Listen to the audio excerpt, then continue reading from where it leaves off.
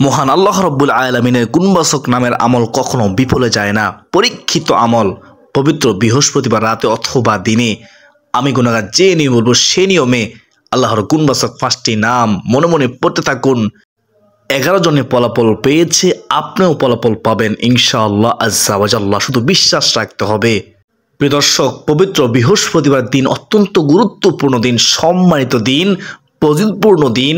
এই বৃহস্পতিবার দিনে অথবা রাতে এই আল্লাহ তাআলার 5টি গুণবাচক নামের আমল করুন, ভাগ্য খুলে যাবে, কপাল খুলে যাবে ইনশাআল্লাহ আজ্জা ওয়া জাল্লা। প্রিয় দিনের মুসলমান ভাই বোনেরা, ওই নারী পুরুষ কতই না ভাগ্যবান যে এই আমলটি করবে, কারণ এই গুণবাচক 5টি নাম পড়ে আল্লাহ তাআলার কাছে যা চাইবে আল্লাহ রাব্বুল আলামিন তাই তাকে দিয়ে দিবেন, যদি সেটি তার জন্য কল্যাণজনক হয়। আপনি খুব কষ্টে আছেন, বিপদে আছেন, হতাশ হয়ে আছেন, দুশ্চিন্তায় আছেন, বিশ্বাস রেখে এই আল্লাহর গুণবাচক 5টি নামের আমল করুন ইনশাআল্লাহ আজ্জা ওয়া জাল্লা। দুঃখ, কষ্ট, পেরেশানি, হতাশা আল্লাহ রাব্বুল আলামিন দূর করে দিবেন, দূর হয়ে যাবে। আপনি অনেক আমল করেছেন, এখন আপনি হতাশ হয়ে গেছেন, আপনার অনেক ঋণের কারণে আপনি খুব কষ্ট পাচ্ছেন, ঠিকমতো ঘুমাতে পারতেছেন না, কিভাবে আপনি ঋণ পরিশোধ করবেন চিন্তা করতে করতে আপনি শেষ হয়ে যাচ্ছেন। আমি আপনাকে বলবো, কষ্ট করে এই বৃহস্পতিবার দিনে এই আমলটি করুন, তারপর দুহাত তুলে চোখের পানি ছেড়ে দিয়ে মহান আল্লাহ রাব্বুল আলামিনের কাছে সাহায্য চান। মহান আল্লাহ ঋণ থেকে আপনাকে মুক্তি দিবেন ইনশাআল্লাহ। আপনাকে আর ঋণের জন্য কষ্ট পেতে হবে না। আপনাকে সাহায্য করবেন যে তিনি কে? আল্লাহ। আপনার কোনো সন্তান নাই প্রিয় দর্শক, আল্লাহর কাছে এই আমলটি করে সলিহিন নেককার সন্তান চান। সন্তান দেওয়ার মালিক হচ্ছেন আল্লাহ।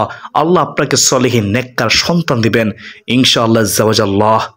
যাদের মেধাশক্তি কম, এই আমল করে আল্লাহর কাছে মেধাশক্তি চান, আল্লাহ মেধাশক্তি বৃদ্ধি করে দিবেন ইনশাআল্লাহ। আপনার মেধা কম্পিউটার চেয়ে শক্তিশালী হবে। সর্বোপরি কথা হলো, এই আমল করে আল্লাহর কাছে আপনি যা চাইবেন মহান মালিক আপনাকে খালি হাতে ফিরিয়ে দিবেন না ইনশাআল্লাহ আজ্জা ওয়া জাল্লা। আপনার সমস্ত চাওয়া পাওয়া পূরণ করবেন, সমস্ত হাজত পূরণ করবেন ইনশাআল্লাহ। সুপ্রিয় দর্শক, আজকের আলোচনাটি অনেক গুরুত্বপূর্ণ আলোচনা, তাই অনুরোধ করব মনোযোগ সহকারে, ধৈর্য সহকারে শেষ পর্যন্ত দেখতে থাকুন। এখন চলুন একটু প্রার্থনা করে নেই। হে মহান দয়ালু প্রেমময় আল্লাহ, আপনি আপনার রহমান রহিম নামের গুণে নবীজির উসিলায় আমাদের দুঃখ, কষ্ট, পেরেশানি, হতাশা দূর করে দিন, আমাদের মনের আশা পূরণ করুন। সকলে বলে আল্লাহুম্মা আমিন। তো প্রিয় দর্শক, চলুন আমরা বিস্তারিত জেনে নেই। সুপ্রদিনী ভাই বোন, বৃহস্পতিবার দিন অথবা রাতে কেন আমলটি করবেন, আর কারণ কি? কারণ হচ্ছে পবিত্র বৃহস্পতিবার দিন ও রাত আল্লাহ তাআলার রহমতের দরজা খোলা থাকে। বৃহস্পতিবারে বান্দা বান্দির আমলনামা আল্লাহ দরবারে পেশ করা হয়, রহমতের ফেরেশতারা পেশ করেন। দর্শক, বৃহস্পতিবার দিন ও রাত এতই দামি যে স্বয়ং রাসূলুল্লাহ সাল্লাল্লাহু আলাইহি ওয়াসাল্লাম গুরুত্ব দিতেন, সাহাবীগণ গুরুত্ব দিতেন, আর আমাদেরকে হাদিসে মুবারকার মাধ্যমে গুরুত্ব দেওয়ার জন্য উৎসাহিত করেছেন, আমাদেরকে তাগিদ দিয়েছেন। বৃহস্পতিবার দিন রাসূল সাল্লাল্লাহু আলাইহি ওয়াসাল্লাম রোজা রাখতেন। হাদিসের মধ্যে এসেছে এই সম্পর্কে। আপনারা হাদিসটি মনোযোগ দিয়ে শুনবেন, তাহলে খুব সহজে বুঝতে পারবেন ইনশাআল্লাহ। বিভিন্ন মুসলমান ভাই বোনেরা, হযরত আবু কাতাদার আনসারী রাদিয়াল্লাহু তাআলা আনহু থেকে বর্ণিত, তিনি বলেন রাসূলুল্লাহ সাল্লাল্লাহু আলাইহি ওয়াসাল্লামকে সোমবার দিন রোজা রাখার কারণ জিজ্ঞাসা করা হয়েছিল। তিনি বলেন, রাহমাতুল আলামিন নবীজি সাহাবীদেরকে বলেন, ও আমার সাহাবীরা শুনো, এই দিনে আমি জন্মগ্রহণ করেছিলাম এবং এই দিনেই আমাকে নবুয়ত প্রদান করা হয়েছিল, অথবা এই দিনে আমার উপর কোরআন নাজিল করা হয়েছে। সহিহ মুসলিম শরীফের হাদিস, হাদিস নম্বর হচ্ছে 1162 নম্বর হাদিস। সোমবার ও বৃহস্পতিবার এই 2 দিন মহান আল্লাহ তাআলা তার রহমতের উসিলায় মুসলমানদের গুনাহ মাফ করেন।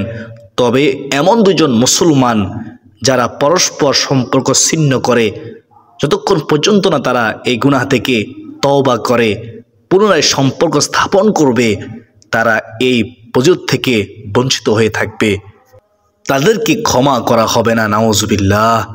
হযরত আবু হুরায়রা রাদিয়াল্লাহু তাআলা আনহু থেকে বর্ণিত, তিনি বলেন নবী সাল্লাল্লাহু আলাইহি ওয়াসাল্লাম সোমবার ও বৃহস্পতিবার দিন রোজা রাখতেন।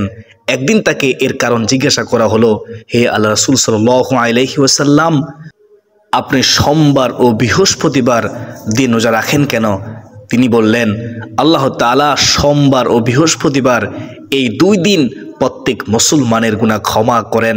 সুবহানাল্লাহ, সুবহানাল্লাহ। প্রত্যেককে মাফ করে দেন, কিন্তু পরস্পর সম্পর্ক ছিন্নকারী সম্পর্কে আল্লাহ তাআলা বলেন তাদেরকে ছেড়ে দাও যতক্ষণ পর্যন্ত না তারা নিজেদের মধ্যে সমঝোতা স্থাপন করে।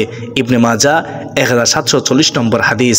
তাদেরকে তাদের আপন অবস্থায় ছেড়ে দেওয়া হবে, তাদেরকে ক্ষমা করা হবে না যতক্ষণ তারা তওবা করবে, যতক্ষণ তারা মীমাংসা গ্রহণ করবে। প্রিয় দিনদার মুসলমান ভাই বোনেরা, এখন আমরা জানবো কিভাবে এই আল্লাহর গুণবাচক 5টি নাম পড়ে আমরা মুনাত করব ইনশাআল্লাহ। প্রিয় দিনদার মুসলমান ভাই বোনেরা, মনোযোগ সহকারে শুনবেন।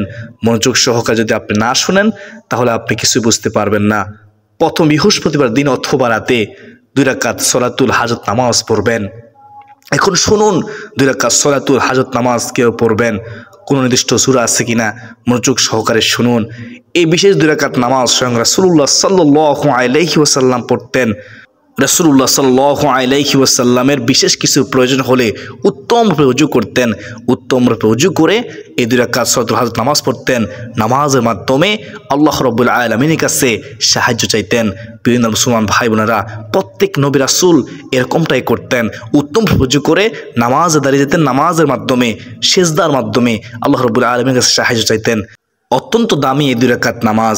প্রিয় দিনদার মুসলমান ভাই বোনেরা, নামাজের 3টি শুধু সময় ছাড়া বাকি যে কোনো সময় উত্তম ওযু করে এই 2 রাকাত সলাতুল হাজত নামাজ মনে ইচ্ছা তামান্না আশা পূরণে নামাজ পড়তে পারবেন। নামাজের 3টি শুধু সময় সম্পর্কে অনেকে জানেন না, আমি সংক্ষেপে বলতেছি। 1 নম্বর হচ্ছে সূর্য যখন উদিত হয় তখন এই 2 রাকাত সলাতুল হাজত নামাজ পড়তে পারবেন না, কোনো নামাজই পড়তে পারবেন না। এটি হচ্ছে নামাজের নিষিদ্ধ সময় 1 নম্বর। প্রিয় দিনদার মুসলমান ভাই বোনেরা, 2 নম্বর নামাজের নিষিদ্ধ সময় হচ্ছে সূর্য যখন একবারে মাথা বরাবর চলে আসে, ওই সময় নামাজ পড়তে পারবেন না, কোনো নামাজই পড়তে পারবেন না। এটা হচ্ছে নামাজের নিষিদ্ধ সময়। 3 নম্বর হচ্ছে সূর্য যখন অস্তমিত যায়, ওই সময়ে এই 2 রাকাত সলাতুল হাজত নামাজ পড়তে পারবেন না। আর বাকি যে কোনো সময়ে এই 3টি শুধু সময় ছাড়া আপনি পবিত্র বৃহস্পতিবার দিনে আপনি 2 রাকাত সলাতুল হাজত নামাজ পড়তে পারবেন। আর রাতে তো কোনো নিষিদ্ধ সময় নাই, রাতে আপনি যে কোনো সময় পড়তে পারেন। প্রিয় দিনদার মুসলমান ভাই বোনেরা, সলাতুল হাজত নামাজের নিয়ত, সলাতুল হাজত নামাজের নিয়ত হলো আমি আল্লাহ তাআলাকে সন্তুষ্টি করার জন্য কিবলামুখী হয়ে দাঁড়িয়ে 2 রাকাত সলাতুল হাজত নামাজ পড়ার নিয়ত করলাম। আল্লাহু আকবার। এভাবে সহজে নিয়ত করে নেবেন। আমি নিয়তটা আবার বলতেছি, আমি আল্লাহ তাআলাকে সন্তুষ্টি করার জন্য কিবলামুখী হয়ে দাঁড়িয়ে 2 রাকাত সলাতুল হাজত নামাজ পড়ার নিয়ত করলাম। আল্লাহু আকবার। এভাবে সহজে নিয়ত করবেন। অনেকে কঠিন মনে করেন। নিয়ত করার পর হাত উঠাবেন আল্লাহু আকবার বলে, তারপর হাত নামিয়ে হাত বাঁধবেন। মহিলারা বুকের মধ্যে হাত বাঁধবেন, পুরুষরা নাভির নিচে হাত বাঁধবেন। হাত বাঁধার পরে সানা পড়বেন, সুবহানাকা আল্লাহুম্মা ওয়া বিহামদিকা ওয়া তাবারাকাসমুকা ওয়া তাআলা জাদ্দুকা ওয়া লা ইলাহা গায়রুক। প্রিয় দর্শক, তারপর আউযু বিল্লাহি মিনাশ শাইতানির রাজিম ও বিসমিল্লাহির রহমানির রহিম সহকারে সূরাতুল ফাতিহা পড়বেন। সূরাতুল ফাতিহা ছাড়া নামাজ হয় না। প্রিয় দর্শক, সূরাতুল ফাতিহা পড়ার পর তারপর সূরাতুল ইখলাস 3 বার পড়বেন প্রতি রাকাতে। কতবার পড়বেন?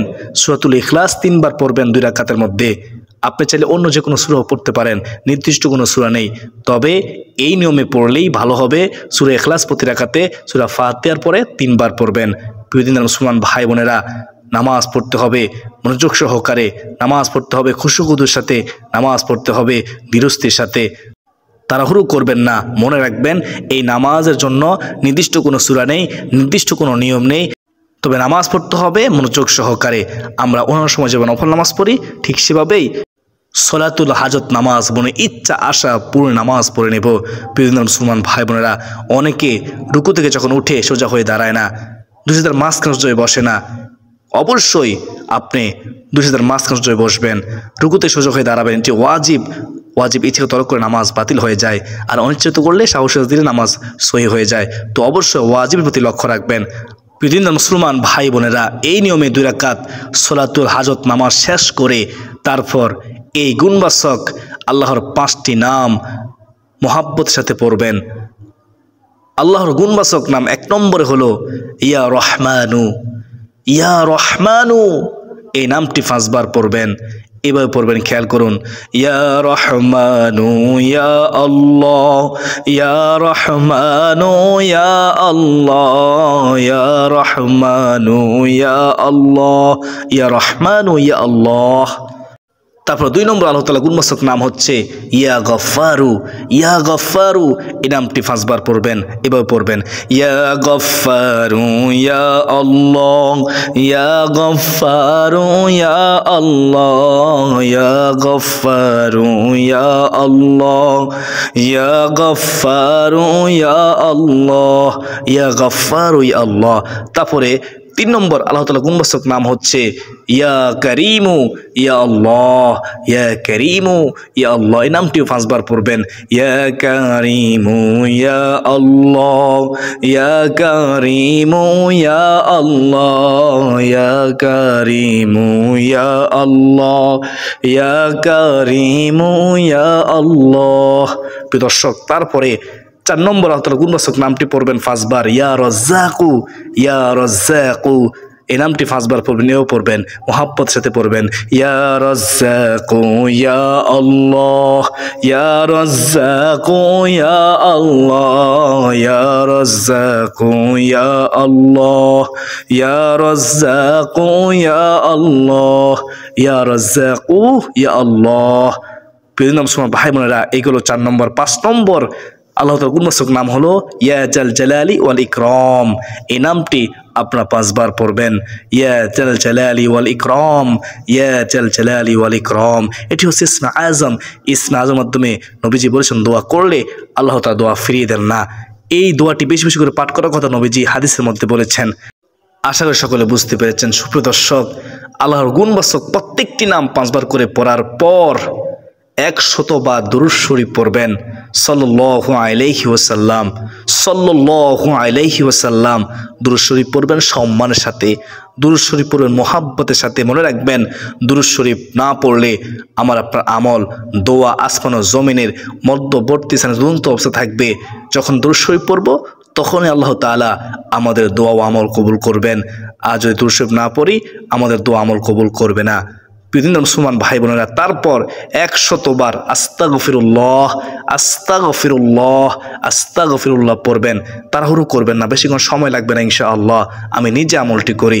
আস্তাগফিরুল্লাহ 100 বার পড়ার পর তারপর 2 হাত প্রসারিত করে চোখের পানি ছেড়ে দিয়ে আপনি মত করবেন, বিশ্বাস রেখে মত করবেন।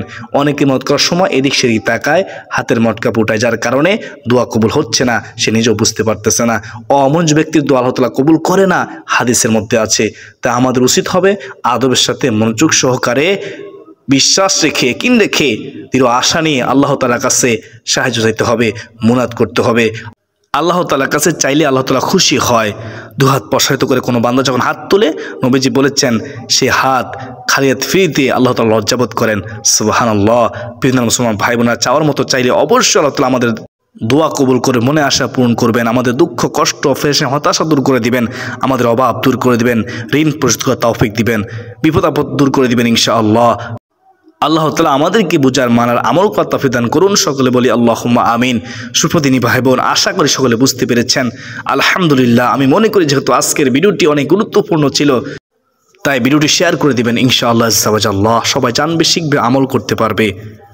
যারা ভিডিওটি শেষ পর্যন্ত দেখেছেন তারা সকলে কমেন্টে লিখুন আলহামদুলিল্লাহ, আল্লাহ তাআলা শুকর আদায় করুন। আজ পর্যন্ত এই সকল সুস্বাস্থ্য কামনা করে বিদায় নিচ্ছি। ওয়া মা আলাইনা ইল্লাল বালাগ। আসসালামু আলাইকুম ওয়া রাহমাতুল্লাহি ওয়া বারাকাতুহু।